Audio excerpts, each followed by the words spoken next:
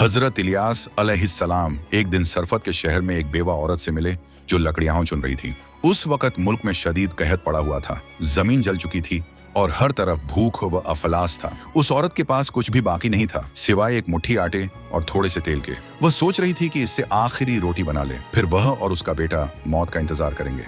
लेकिन हजरत इलियास अलैहिस्सलाम जो अल्लाह के नबी थे, उन्होंने उस औरत से एक गैर मामूली दरख्वास्त की। फरमाया, पहले मेरे लिए एक छोटी सी रोटी बना दो। ये सुनकर उसका दिल कांप उठा होगा, मगर नबी अलैहिस्सलाम ने अल्लाह का वादा सुनाया, आटे का मर्तबान खाली नहीं होगा और तेल का घड़ा सूखा नहीं होगा। लरजते हाथों और मजबूत ईमान के साथ उस औरत ने अल्लाह के कलाम पर भरोसा किया और जो थोड़ा सा था वो बांट दिया। फिर एक मौजज़ा जाहिर हुआ। दिन गुजरते गए मगर न आटा कम हुआ और न ही तेल खत्म हुआ। उसके ईमान के छोटे से अमल ने अल्लाह की बेपनाह रहमत के दरवाजे खोल दिए और कहत के दिनों में उसके घराने को रिज़्क मिलता रहा।